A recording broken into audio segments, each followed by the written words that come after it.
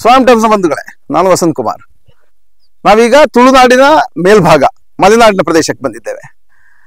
ಮಲೆನಾಡು ಬಹಳಷ್ಟು ತಮ್ಗೆ ಗೊತ್ತಿರುವುದು ಪ್ರಕೃತಿ ದತ್ತವಾದ ಸುಂದರವಾದ ಪ್ರದೇಶ. ಈಗ ನಾವು ಈ ಮಲೆನಾಡಿನ ಆಗುಂಬೆಯ ಪ್ರದೇಶದಲ್ಲಿರುವ ಒಂದು ವಿಶಿಷ್ಟ ದೇವಸ್ಥಾನದ ಬಗ್ಗೆ ತಮಗೆ ಮಾಹಿತಿ ನೀಡ್ತೇವೆ. ತಮಗೆ ಒಂದು ವಿಚಾರ ಹೇಳಬೇಕು ಅಂತ ಕೇಳಿದ್ರೆ, ನೋಡಿ, ನಮಗೆ ಇಲ್ಲಿ ಒಂದು ವಿಶಿಷ್ಟ ಆಚರಣೆ ಇದೆ. ಯಾಕಂದ್ರೆ ಈಗ ಇಲ್ಲಿಯ ವಿಶಿಷ್ಟ ಆಚರಣೆ ಏನು ಅಂತ ಕೇಳಿದ್ರೆ, ಇಲ್ಲಿ ಪ್ರತಿ ವರ್ಷ ಸಿಡಿ ಮಾಡುವಂತದ್ದು ಒಂದು ಕ್ರಮ ಇದೆ. ಸಿಡಿ ಮಾಡುವಂಥದ್ದು ಏನು ಅಂತ ಕೇಳಿದ್ರೆ, ನೀವು ಬೆನ್ನಿಗೆ ಅದೊಂದು ರೀತಿಯ ಧಾರ್ಮಿಕ ನೆಲೆಗಟ್ಟಿನಲ್ಲಿ ಬರುವ ಇದೊಂದು ಮುಳ್ಳನ್ನು ಚುಚ್ಚಿಕೊಂಡು ಮೇಲೆ ಎಳೆಯುವಂಥದ್ದು, ಅದು ಇಲ್ಲಿಯ ವಿಶೇಷತೆ.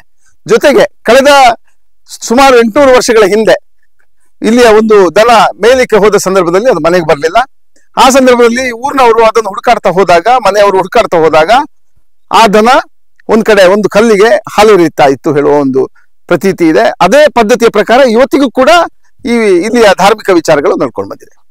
ಈಗ ನಮ್ಮ ತುಳುನಾಡಿನಲ್ಲಿ ಒಂದು ರೀತಿಯ ಧಾರ್ಮಿಕ ವಿಚಾರಗಳು ಇದ್ರೆ, ಮಲೆನಾಡಿನಲ್ಲಿ ಆಚರಣೆಗಳು ಬೇರೆ ಬೇರೆ ರೀತಿ ಇರ್ಬೋದು. ಆದ್ರೆ ಒಂದು ವಿಶೇಷ ಏನು ಅಂತ ಕೇಳಿದ್ರೆ, ಧರ್ಮ ಎಲ್ಲರೂ ಕೂಡ ಸೇರಿ ಧರ್ಮ ಉಳಿಸುವಂತ ಪ್ರಕ್ರಿಯೆಗೆ ನಾವೆಲ್ಲರೂ ಕೂಡ ಚಾಲನೆ ಕೊಟ್ಟಿದ್ದೇವೆ. ನಿರಂತರ ಪ್ರಕ್ರಿಯೆ, ಧರ್ಮ ಹೇಳುವಂಥದ್ದು ಉಳಿಸುವಂಥದ್ದು ನಿರಂತರ ಪ್ರಕ್ರಿಯೆ. ಅದು ತಲೆಮಾರುಗಳು ಬದಲಾದರೂ ಕೂಡ ಧರ್ಮ ನಿರಂತರ, ಅದನ್ನು ಉಳಿಸುವ ಪ್ರಕ್ರಿಯೆ ನಮ್ಮೆಲ್ಲರಿಂದ ಕೂಡ ಆಗಬೇಕು. ನಾವಿವತ್ತು ನಿಮಗೆ ಹೇಳಿಕ್ಕೆ ಹೋಗಿರುವ ದೇವಸ್ಥಾನದ ವಿಚಾರ ಯಾವುದು ಅಂತ ಕೇಳಿದ್ರೆ, ತಲ್ಲೂರಂಗಡಿ ಅಂದ್ರೆ ಆಗುಂಬೆ ತಲ್ಲೂರಂಗಡಿಯ ಗುತ್ತಿಯಮ್ಮ ಮಾತಂಗಿಯಮ್ಮ ದೇವಸ್ಥಾನದ ಬಗ್ಗೆ, ಇಲ್ಲಿಯ ಆಚರಣೆಗಳು, ಇಲ್ಲಿಯ ಪದ್ಧತಿಗಳು, ಇಲ್ಲಿಯ ವಿಶೇಷಗಳು ಯಾವ ರೀತಿ ಹೇಳುವ ಒಂದು ಸಂಪೂರ್ಣ ಮಾಹಿತಿಯನ್ನು ತಮಗೆ ನೀಡ್ತೇವೆ. ಇದು ಇಂದಿನ ಸ್ವಯಂ ಟೈಮ್ಸ್ ವಿಶೇಷ. ಒಂದು ವೇಳೆ ನೋಡಿ, ಇಲ್ಲಿಯ ದೇವಸ್ಥಾನವನ್ನ ಅಭಿವೃದ್ಧಿಪಡಿಸುವ ನಿಟ್ಟಿನಲ್ಲಿ ಸಮಿತಿ ಬಹಳಷ್ಟು ಶ್ರಮ ವಹಿಸ್ತಾ ಇದೆ. ಈಗ ಇಲ್ಲಿಯ ಸಮಿತಿಯ ಅಧ್ಯಕ್ಷರಾದ ಆನಂದೂರು ಸದಾನಂದ ಹೆಗಡೆ ಅವರು, ಜೊತೆಗೆ ಕಾರ್ಯದರ್ಶಿಯವರಾದ ರವಿರಾಜ್ ಅವರು, ಜೊತೆಗೆ ಎಲ್ಲ ಸಮಿತಿ ಸದಸ್ಯರು ನಮ್ಮ ಜೊತೆ ಇದ್ದಾರೆ. ಈಗ ಈ ದೇವಸ್ಥಾನದ ಹಿನ್ನೆಲೆ ಏನು, ಜೊತೆಗೆ ಇಲ್ಲಿ ಪುನರ್ ಪ್ರತಿಷ್ಠಾ ಕಾರ್ಯ ಯಾವಾಗ ನಡೀತದೆ ಹೇಳುವ ಒಂದು ಮಾಹಿತಿಯನ್ನು ಅವರಲ್ಲಿ ಕೇಳೋಣ. ಸದಾನಂದ ನಮಸ್ಕಾರ. ನೋಡಿ, ಈಗ ಬಹಳಷ್ಟು ಸುಂದರವಾಗಿ ತಾವೊಂದು ಹಳೆಯ ದೇವಸ್ಥಾನವನ್ನು ನವೀಕರಣ ಮಾಡ್ತಾ ಇದ್ದೀರಿ. ಈಗ ಇದರ ಪುನರ್ ಪ್ರತಿಷ್ಠೆ ಯಾವಾಗ, ಮತ್ತೆ ಇದು ಎಷ್ಟು ವರ್ಷಗಳ ಹಿಂದಿನ ದೇವಸ್ಥಾನ? ಪುನರ್ ಪ್ರತಿಷ್ಠೆ ಮೇ 22, 23ನೇ ತಾರೀಕು ನಮ್ಮೆಲ್ಲ ಸಮಿತಿಯವರ ಎಲ್ಲರೂ ಒಟ್ಟು ಸೇರಿ ಮಾಡಿಸ್ತಾ ಇರೋದು. ಇದಕ್ಕೆ 8 ಗ್ರಾಮದ ಗ್ರಾಮಸ್ಥರು ನಮ್ಗೆ. ಯಾವ್ದೆಲ್ಲ ಗ್ರಾಮ ಬರುತ್ತೆ ಇದಕ್ಕೆ? ಬಾಳೆಹಳ್ಳಿ ಗ್ರಾಮ, ಕುಂದ, ಚಂಗಾರು, ಸೇರೂರು, ಹೊನ್ನೆತಾಳು, ನೆಂಟೂರು, ಬಿದಿರುಗೋಡು, ತಲ್ಲೂರು, 8 ಗ್ರಾಮದ ದೇವತೆ ಇದೆ. ಹಾಗೆ 8 ಗ್ರಾಮದಿಂದನೂ ಈ ದೇವಸ್ಥಾನದ ಹಣ ಬಂದಿದೆ. ಹಣ ಒಳ್ಳೆ ರೀತಿಯಲ್ಲಿ ಬಂದಿದೆ. ದೇವಸ್ಥಾನ ಚಂದ ಮಾಡಿದ್ವಿ ನಾವು. ಎಲ್ಲರೂ ಒಗ್ಗಟ್ಟಾಗಿ ಮಾಡ್ಲಿಕ್ಕೆ ಹೋಗಿ ದೇವಸ್ಥಾನ ಚಂದ ಆಗಿದೆ. ಹಾಗೆ ಇದು ಸುಮಾರು 800 ವರ್ಷಗಳ ಇತಿಹಾಸ. 800 ವರ್ಷಗಳ ಹಿಂದೆ ಇಲ್ಲಿ ಜೋಗಿಯವರಿಗೂ ದಾಸಯ್ಯನವರಿಗೂ ಜಗಳ ಆದ ನಂತರದಲ್ಲಿ ಅವರು ಇಲ್ಲಿ ಬಂದು ದೇವಿನ ಇಲ್ಲಿ ಇಟ್ಟು ಅವರು ಇದಕ್ಕೆ ಜೋಗಿ ಬೆಟ್ಟಕ್ಕೆ ಅಂತ, ಅಲ್ಲಿ ಜೋಗಿ ಮಠ ಅಂತ ಅಲ್ಲಿ ಹೋಗಿದ್ರು. ಅಲ್ಲಿ ಹೋಗಿರೋದ್ರಿಂದ ಅಲ್ಲಿಗೂ ನಮಗೂ ನಂಟಿದೆ ಅಂತ ಹೇಳಿ ಅಷ್ಟಮಂಗಲ ಪ್ರಶ್ನೆಯಲ್ಲಿ ಹೇಳಿದ್ರು.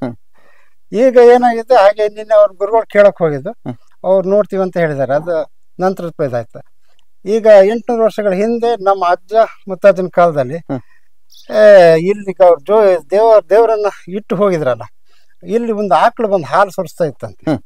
ಅದನ್ನ ನಮ್ಮ ಅಜ್ಜ ರಂಗ ಹೆಗಡೆ ಕಾಲದಲ್ಲಿ ಅದನ್ನ ನೋಡಿ ಅದನ್ನ ದೇವ್ರಿದೆ ಇಲ್ಲಿ ಅಂತ ಹೇಳಿ ಅದನ್ನ ಪ್ರತಿಷ್ಠೆ ಮಾಡ್ಲಿಕ್ಕೆ ಹೊರಟ್ರಂತೆ.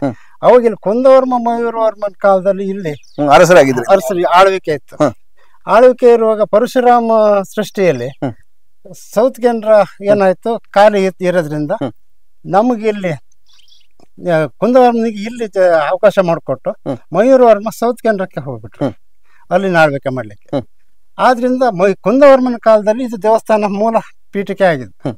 ಅಂದ್ರೆ ಆನಂದೂರ್ ಕುಟುಂಬದವರು ಇದನ್ನ ಮುಂದುವರ್ಸ್ಕೊಂಡು ಬರ್ತಾ ಇದ್ರು. ಅದೇ ರೀತಿಯಲ್ಲಿ ಮುಂದುವರ್ಸ್ಕೊಂಡು ಬರ್ತಿದ್ರು. ಈಗ ಸುಮಾರು 800 ವರ್ಷದಿಂದ ಇತಿಹಾಸ ಚೆನ್ನಾಗಿದೆ.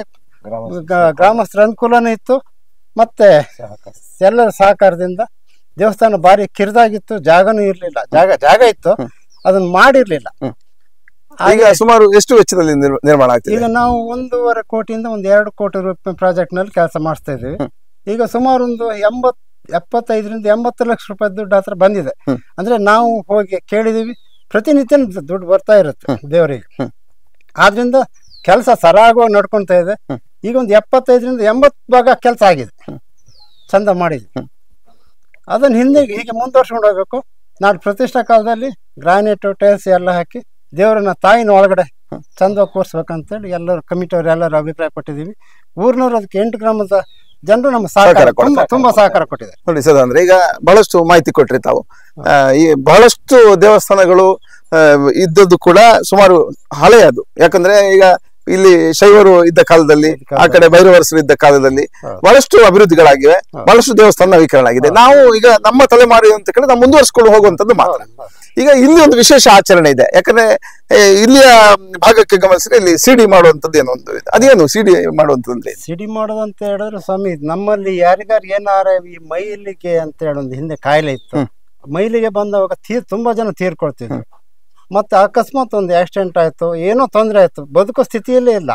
ಹಾಗಿರುವಾಗ ತಾಯಿ, ನಿನ್ ಮೊದಲು ನನ್ನ ಮಗನ ಮಲಗಿಸಿದ್ದೀನಿ, ನನ್ನ ಮಗನ್ ನೀವು ಬದುಕಿಸಿ ಕೊಟ್ರೆ ನಾನು ಅದನ್ನ ನಿನ್ ಸಿಡಿ ರೂಪದಲ್ಲಿ ನಾನು ನಿನಗೆ ಸೇವೆ ಸಲ್ಲಿಸ್ತೀನಿ ಅಂತ ಪ್ರಾರ್ಥನೆ ಮಾಡ್ಕೊಂಡ್ ಬಿಡ್ತಾರೆ. ಅದಾದ ತಕ್ಷಣದಲ್ಲಿ ಏನಾಗುತ್ತೆ, ಇಲ್ಲಿ ಪ್ರಾರ್ಥನೆ ಮಾಡ್ಕೊಂಡಿರೋದ್ರೆ ಎಲ್ಲರೂ ಈಗ ಸುಮಾರು ಒಂದು 20 ಜನ ಇದ್ದಾರೆ ಸಿಡಿ ಆಡೋರು. ಹೇಗೆ ಅದು ಸಿಡಿ ಅಂದ್ರೆ ಯಾವ ರೀತಿ? ಸಿಡಿ ಅಂದ್ರೆ ಅದು ಒಂದು ಮಂಗಳವಾರ ದಿವಸ ಅದನ್ನ ಪ್ರಸಾದ ತೆಗಿತಾರೆ. ಇಂಥವ್ರಿಗೆ ಸಿಡಿ ಆಡೋರು ಬರ್ತಾರೆ, ಸಿಡಿ ಆಡೋರ ಹತ್ರ ನಿಲ್ಸ್ಕೊಂಡು ಪ್ರಸಾದ ಮಾಡ್ತಾರೆ. ಯಾರಿಗೆ ಪ್ರಸಾದ ಬರ್ತಾರ ಅವ್ರು ಶುಕ್ರವಾರದಿಂದ ಮಂಗಳವಾರದವರೆಗೆ ಮಡಿಯಲ್ಲಿ ಇರ್ತಾರೆ. ದಿವ್ಸಕ್ಕೆ ಒಂದೇ ಹೊತ್ತು ಅನಾಹಾರ, ಹೊಳೆ ಬದಿ ಊಟ ಮಾಡೋದು, ದೇವಸ್ಥಾನದಲ್ಲೇ ಮಲಗೋದು. ಸಿಡಿ ದಿವಸ ತುಂಬಾ ಒಂದು 7,000-8,000 ಜನ ಸೇರುತ್ತಿಲ್ಲ.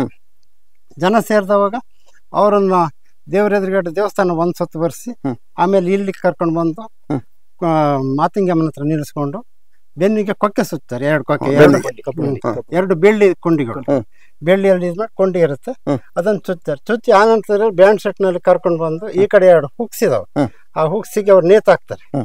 ನೇತಾಕಿ 5 ಸುತ್ತು 9 ಸುತ್ತು ಅದನ್ನ ಮೇಲೆ ಸುಮಾರು 32 ಅಡಿ ಹೈಟ್ ಇದೆ. ಕಂಬ 32 ಅಡಿ ಹೈಟ್ ಇದೆ. 61 ಅಡಿ ಇದಿದೆ, ಬೀಸ್ ಕಂಬ ಇದೆ. ಅದಕ್ಕೆ ಕೊಕ್ಕೆ ನೇತಾಕಿ ಸುತ್ತು ಬರ್ಸ್ತಾರೆ. ಸೊ ಒಂದು 5 ವರ್ಷದ ಹಿಂದೆ ಒಂದು 7 ಜನ ಇದ್ರು ಸಿಡಿ ಆಡೋರು. ಈಗ ಪ್ರತಿ ವರ್ಷ ಇರ್ತದ ಸಿಡಿ ಅಥವಾ ಹೋದ ವರ್ಷ ನಾವು ಅದನ್ನ ಏನ್ ಮಾಡಿದ್ದು, ದೇವಸ್ಥಾನ ಕಿತ್ತು ಹಾಕಿ ತಾಯಿನ ಹೊರಗಡೆ ಕೂರ್ಸಿರೋದ್ರಿಂದ, ಕಲ ಸಂಕೋಚ ಮಾಡಿ ಕೂತಿರೋದ್ರಿಂದ ಬೇರೆ ತೊಂದರೆ ಆಗ್ಬೋದು ಅನ್ನೋ ದೃಷ್ಟಿಯಲ್ಲಿ ತಾಯಿಗೂ ನೆಮ್ಮದಿ ಇಲ್ಲ.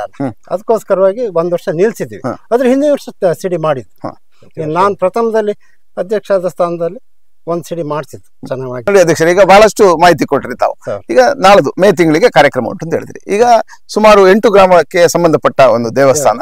8 ಗ್ರಾಮದ ಜನರು ಕೂಡ ಇಲ್ಲಿ ಭಕ್ತಿಯಿಂದ ನಮಿಸ್ತಾರೆ. ಈಗ 8 ಗ್ರಾಮದ ಜನ ಜೊತೆಗೆ ಹೊರ ಊರಿನಿಂದ ಯಾರು ಇಲ್ಲಿ ಭಕ್ತರು ಬರ್ತಾರೆ, ಅವರಿಗೆ ಎಲ್ಲರಿಗೂ ಕೂಡ ತಾವೇನು ಹೇಳಲಿಕ್ಕೆ ಇಚ್ಛೆ ಪಡ್ತೀರಾ? ಅಂದ್ರೆ ನಾವು 8 ಗ್ರಾಮದ ದೇವತೆ ಆಗಿರೋದ್ರಿಂದ 8 ಗ್ರಾಮದವರು ಪ್ರತಿ ಮನೆಗೂ ಹೋಗಿ ಅವ್ರ ಹತ್ರ ಹಣ ಇದ್ ಮಾಡ್ಕೊಂಡು ಬಂದಿದ್ದೀವಿ. ಅವ್ರು ಕೊಟ್ಟಿದ್ದಾರೆ, ತುಂಬಾ ಹೃದಯದಿಂದ ಎಲ್ಲ ಕೊಡುಗೆ ಕೊಟ್ಟಿದ್ದಾರೆ. ಅದನ್ನು ಸದ್ವಿನಿಯೋಗ ಮಾಡಿದೀವಿ. ಆದ್ರಿಂದ ಮೇ 22, 23ನೇ ತಾರೀಕು ಪ್ರತಿಷ್ಠೆ. 22 ಹೋಮಾದಿಗಳು ನಡೆಯುತ್ತೆ. 23ಕ್ಕೆ ವಿಶೇಷ ಕಾರ್ಯಕ್ರಮ ಇದೆ. ಒಂದು 4,000-5,000 ಜನ ಸೇರುವ ಸಾಧ್ಯತೆ ಇದೆ 8 ಗ್ರಾಮದಿಂದ ಅಂತ ಹೇಳಿ. ಹಾಗೆ 8 ಗ್ರಾಮದ ಜನತೆಗೆ ಹೇಳ್ಕೊಳ್ಳೋದೇನು ಅಂತ ಹೇಳಿದ್ರೆ, ತಾಯಿಯ ಮುಡಿನಲ್ಲಿ ನಾವು ನಿತ್ಯ ಹೇಳ್ತಾ ಇದ್ದೀವಿ, ನೀವೆಲ್ಲರೂ ತಾಯಿಯ ಮೂಲ ಸ್ಥಾನಕ್ಕೆ ಬಂದು ಆ ದೇವಿಯ ಸೇವೆಯನ್ನು ಸಲ್ಲಿಸಿ ಮುಡಿಗಂಧ ಪ್ರಸಾದವನ್ನು ಸ್ವೀಕರಿಸಿ ಎಲ್ಲರೂ ದೇವಿಗೆ ಕೃತಾರ್ಥರಾಗಬೇಕು ಅಂತ ಹೇಳಿ ತಮ್ಮಲ್ಲಿ ಸವಿನಯ ಪ್ರಾರ್ಥನೆ ಮಾಡ್ಕೊಳ್ತೀವಿ. 8 ಗ್ರಾಮದ ಜನತೆ ಬರಬೇಕು. ಮತ್ತೆ ತೀರ್ಥಹಳ್ಳಿ ತಾಲೂಕು, ಶೃಂಗೇರಿ ತಾಲೂಕು, ಕೊಪ್ಪ ತಾಲೂಕಿನಲ್ಲೂ ನಮಗೆ ತುಂಬಾ ಧನ ಸಹಾಯ ಮಾಡಿದ್ದಾರೆ. ಅವರಿಗೂ ಎಲ್ಲರೂ ನಮ್ಗೆ ದೇವಸ್ಥಾನಕ್ಕೆ ಬಂದು ದೇವಿಯ ಪ್ರಸಾದ ತಗೊಂಡು ಹೋಗ್ಬೇಕು ಅಂತ ಹೇಳಿ ಎಲ್ಲರಿಗೂ ಮನಪೂರ್ವಕವಾಗಿ ನಿಮ್ಮಲ್ಲಿ ಪ್ರಾರ್ಥನೆ ಮಾಡ್ಕೊಳ್ತಾ ಇದ್ದೀವಿ.